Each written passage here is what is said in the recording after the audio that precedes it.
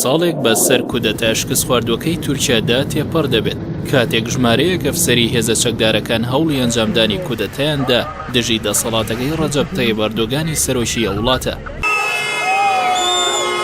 بەپێی سەرچاوە سەربازیەکانی تورکیا هەردوو بەرپرسی هێزە ئاسمانی و شکانەکانی سوپا بە هاوکاری ڕاوێژکاری سەرۆکی ئەرکانی سوپا هەوڵی ئەنجامدانی کودەتاکەیان داوە.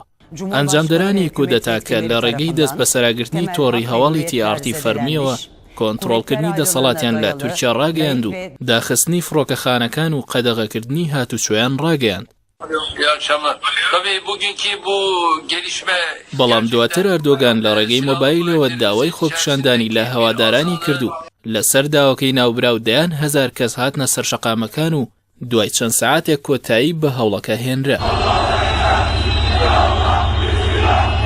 تورکیا پێشتر 4 جار و لە ساڵەکانی 1960 و لە ساڵی 1970 و 1980 و 1990 ڕوبەڕووی کودەتا بۆتەوە.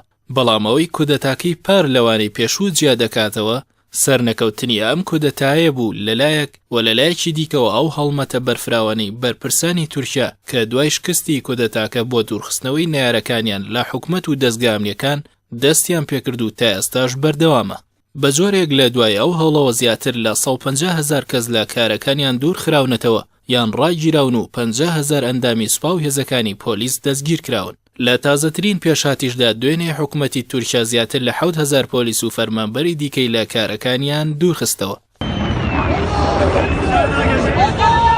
چاودێرانی سیاسی پێیان وایە شکستی کودەتاکەی تورکیا کۆمەڵێک گۆڕانکاری گەوری لە ڕووی سیاسی و کۆمەڵاتی و دیبلۆماسیەوە لە ناوخۆی وڵاتەدا بە دوای خۆی داهێناوە. جگلەوەی بەو هۆیەوە لە ڕووی سیاسی دەرەکیشەوە پەیوەندیەکانی ئەنقەرە لەگەڵ وڵاتانی خۆرئاوا ڕووی لە گرژی کردووە. لەلایەکی دیکەوە نێرانی سیاسەتەکانی تورکیا ئەردۆغان بە بەکارهێنانی بارینە ئاسایی بۆ بەرژەوەندی خۆی تۆمەتبار دەکەن و دەڵێن ناوبراو لە ژێرچەتری بارینە ئاساییدا کە ماوەی ساڵێکە بەردەوامە کاری کردووە بۆ کەپکردنی دەنگە ناڕازیەکان بە تایبەت دەستگاکانی ڕاگەاندن.